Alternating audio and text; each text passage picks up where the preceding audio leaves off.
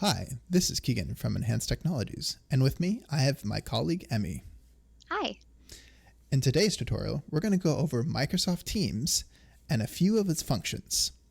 On the left-hand side, you'll notice Activities.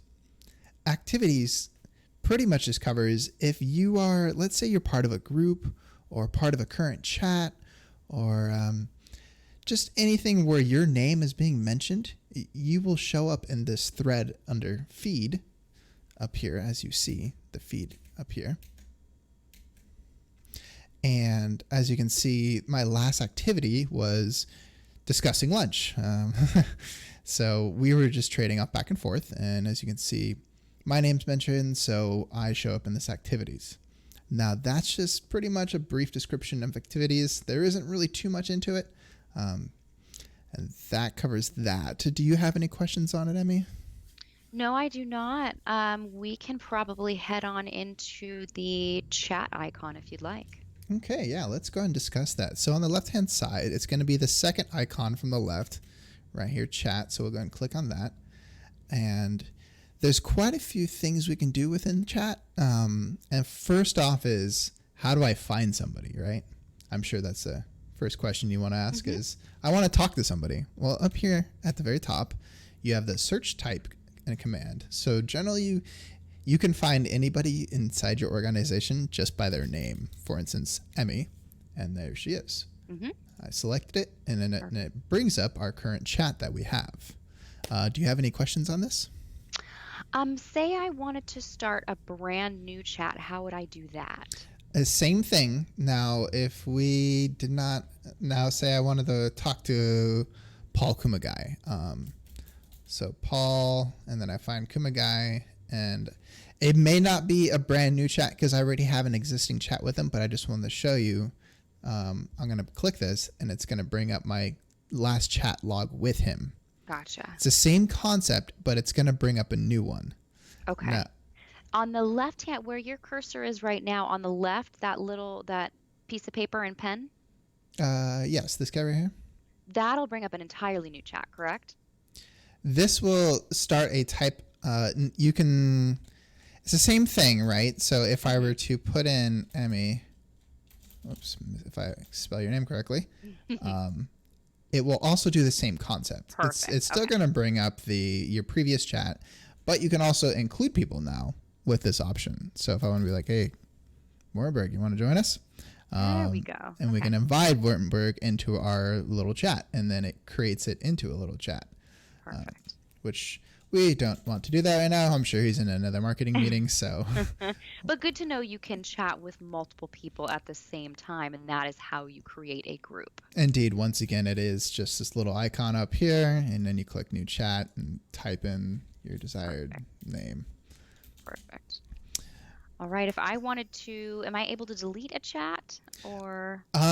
So let's go into that. It's kind of interesting. So what you can do from your side of things is you can click on this little ... right here and then go to delete.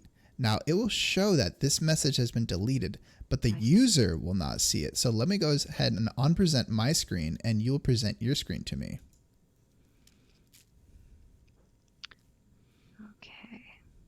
I'll present my desktop. We will go to Teams. And my chat with you. Here we go. And then as you can see, here we go.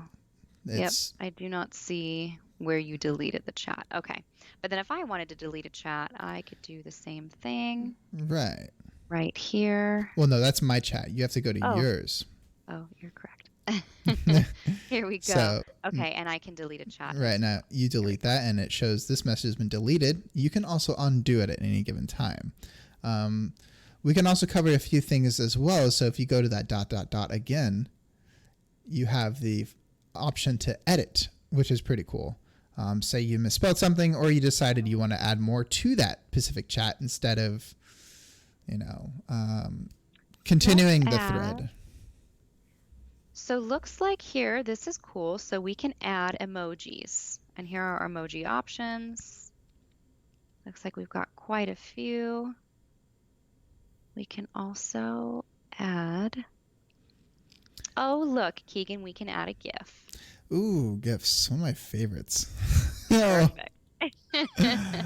Poor Here doggy. we go. So we can add a GIF. So it looks like you can add them when you edit the messages, and it also looks like you can add them down here. We've got GIFs and also emojis. Yep. And attachments, and I believe that is just color or like formatting. So if you want to format your text to any way you want it to be.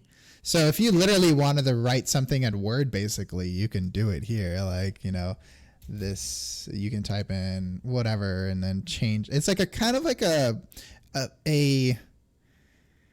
what I want to say is like a very small version of Word. Or okay. You can insert a link as well. Like a light version of Word, basically. Here we go. Here we go. Exactly. Add a title. There we go. Okay. So you can kind of do some presentations and different things on here. Different headings. You can insert a chart if you need to. Yeah. It's basically a light version of Word. All right. Cool. And I was curious about those stickers down there. Oh, yeah. Looks like we also have stickers. Angry cat. Grumpy cat. Perfect. Here we go.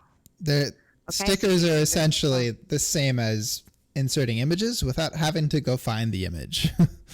That's what they are. Perfect. Done. Nice. There we go. Excellent. And then I think that looks like it's about all that's on the bottom right there. Yeah, that's just these are just you know, suggestions from Microsoft Teams. If you want to look at the news or whatever, these are add-ons you can add into your Teams, which you won't really be using very often or at all, to be honest. But just in case, they are. Yeah, exactly. Exactly. I believe that covers everything within chat outside of meetings, which we'll go ahead and discuss in the next video. But thank you for tuning into this video, and we will definitely look forward to seeing you at the next one. Sounds good.